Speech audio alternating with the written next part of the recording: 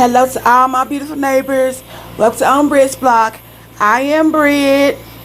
I'm just joking, y'all. You know, I like to have fun and laugh. Regardless of what you go through in life, you still need to smile and laugh sometime. But anyway, y'all, as you come in, please like the video. Helps me get in the algorithm so more people are able to see my video. And if you have not hit that little red button, please tell your neighbors, family, and friends to come on over to Brick Block and find out what's going on. Because I'm going to keep you informed. And make sure you turn on your notification bell so that you will be informed whenever I upload a new video. Well, y'all, OWN has released a new trailer for Love and Marriage Huntsville. I'm going to say this. I know a lot of this stuff happened, after, here lately. But I really wish that it would have happened earlier, because I feel like these past weeks that we have watched Love and Marriage has been a waste of my life minutes. I could have been doing something else with my time, because all they did was talk about the millimeters.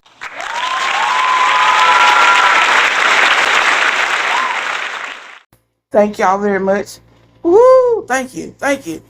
And then they talked about Trish and Ken and Trish and Martell.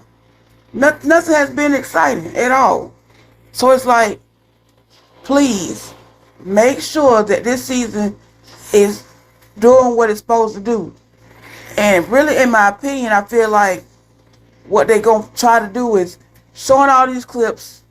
They're going to chop and screw it so that we will come back every week and watch it, because the ratings have been so bad. So they probably don't try to change up this time, but I hope they do, because it has been absolutely horrible.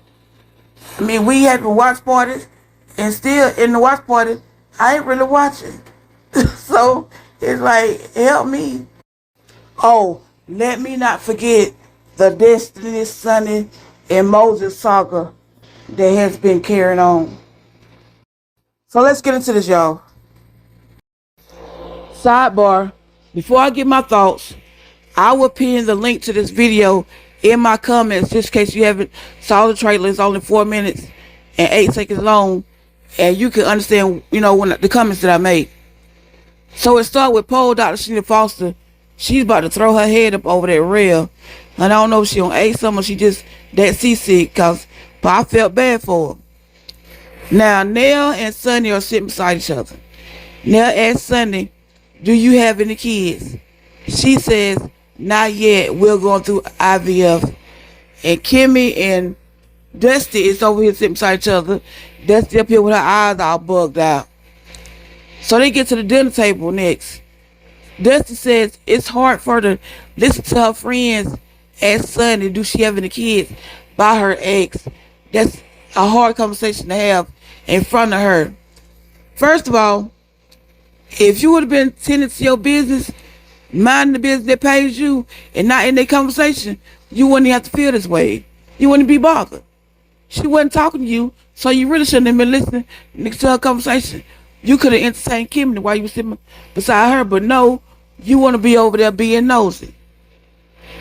And still to this day, I can't understand why this girl all broke up into little pieces.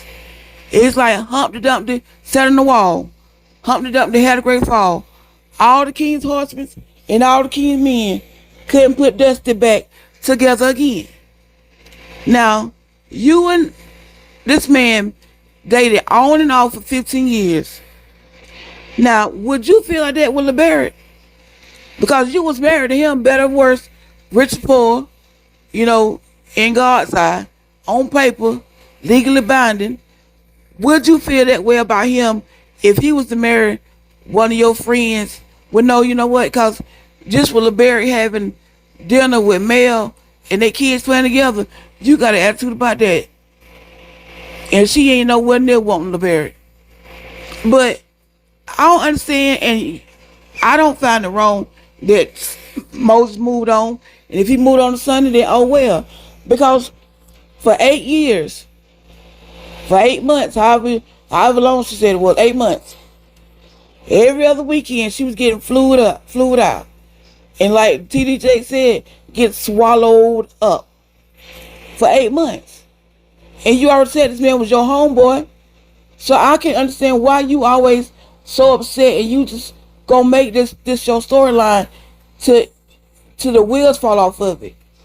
You gonna make it seem like this girl was so wrong for getting your man, like you was really and truly in this committed relationship, and y'all wasn't. So it's time to get over it, and it's time for us to stop hearing about it.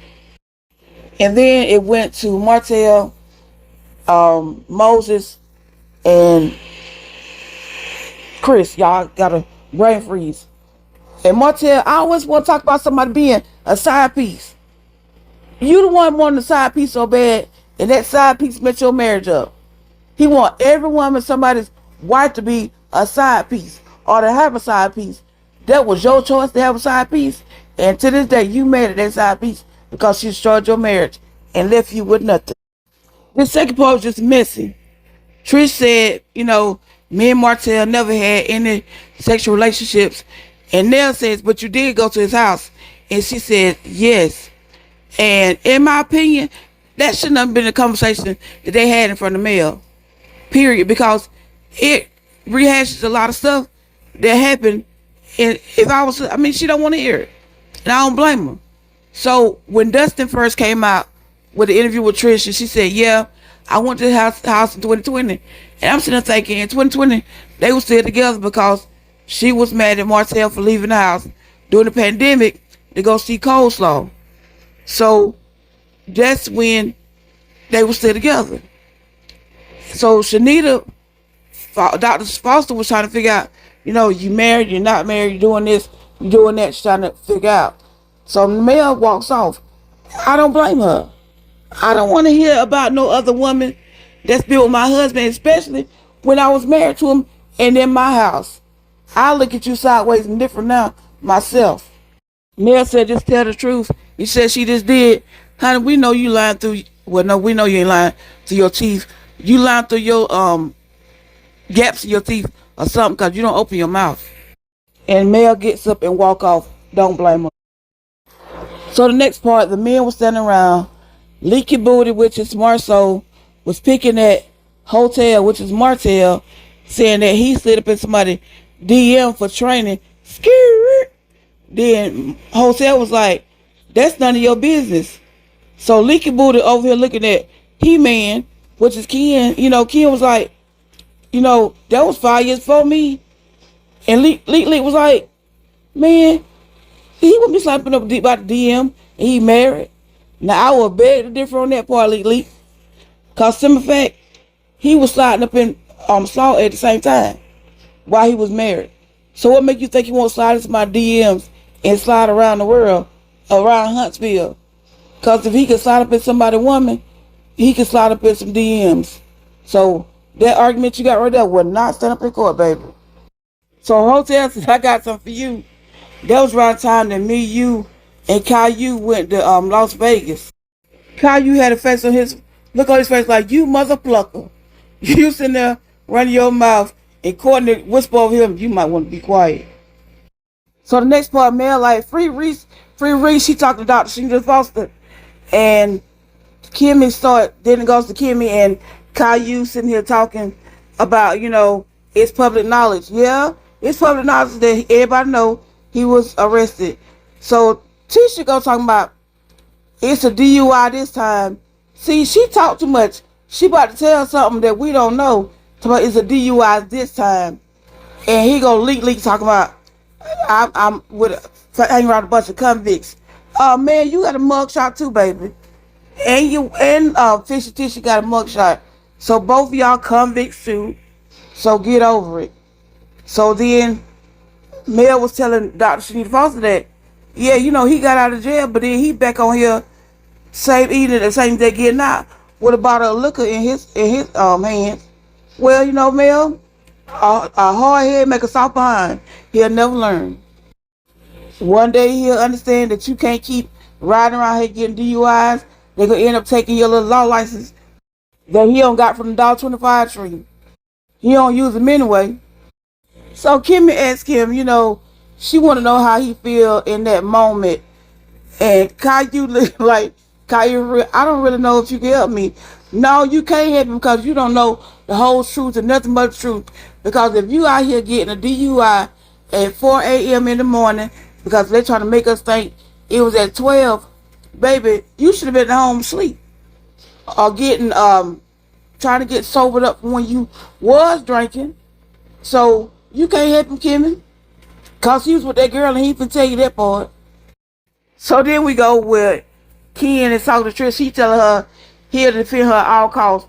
Baby, I wouldn't really say that. I mean, honestly, y'all, if you look at the past few episodes, since I already started talking about her and Martell, it has been a new lie every week. And the lie's getting worse and worse, in my opinion.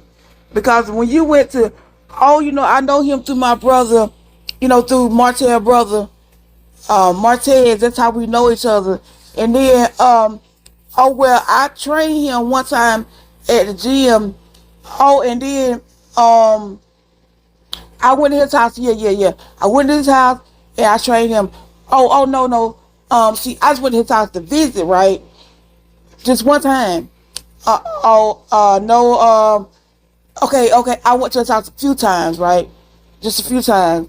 But, you know, I ain't tell you though, but I went there a few times. See, that's how she lying.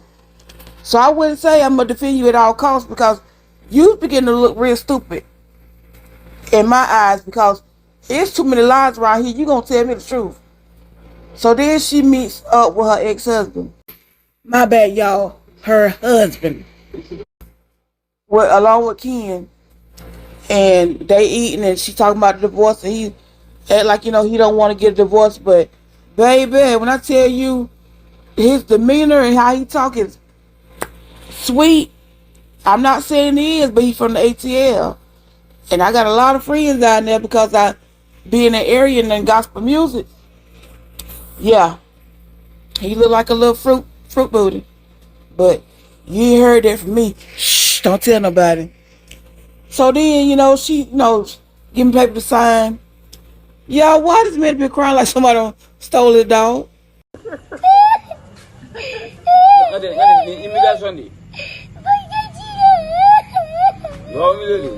I mean, oh, actually cry. I would not get. I hope they gonna pay him for that cry. Oh, they said when you get this part right here, cry real hard, and we're gonna give you extra $1,000 on your check if you cry. Cause I wouldn't be getting on this TV cry for free. Not in front of Big He-Man. You think I'm gonna get in front of He-Man and break like that? A little bit. Cause he know the tears are flowing in front of He-Man, but when He-Man left, like Debo, I'ma cry again. Because that's what happened. Hey, can somebody in the back get the baby some tissue, please? It's gonna be alright, sugar. I promise you. It's gonna be alright. Somebody bring the baby some tissue. So next, Destiny trying to plead her case about not sleeping with Martell. We all know that she don't. If you can be his pimp the way you out here pimping him out to other women, we know you don't test the waters. You don't test them. So I mean, my thing is, you shouldn't even have to go out here and have to have this conversation. So we know you don't done something. Cause that's a conversation you shouldn't have to have. And she was defending her case at all costs, all that movement she was doing.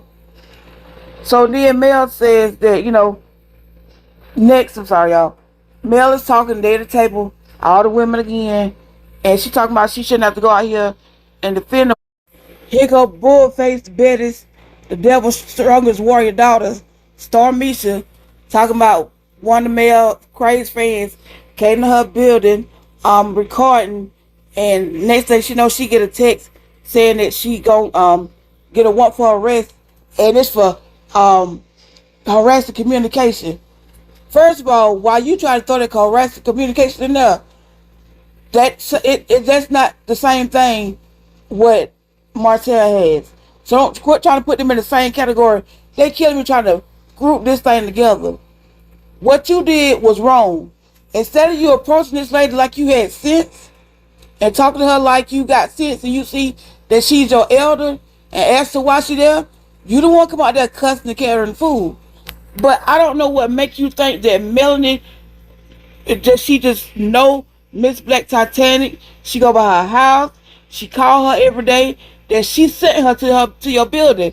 See, I don't know. See, Bullface better keep brainwashing you with this bull, telling you that Mel can control her fans. But like I don't say it before, and we all don't say it. If you can't control that Bullface dog, because every time we turn around, it's like, who in the hell left the gate open? Then she can't control Miss Black Titanic or all the other millimeters you think she's supposed to tame. These people are grown women making their own grown decision, living their own grown life at their own grown house. Melody don't know everybody. Get past that part. But you want her to know everybody. She can't tell somebody she didn't send her. That's the part you need to know and get over it. She didn't send her. Get past it. And Mel let her know, I ain't got to say shit.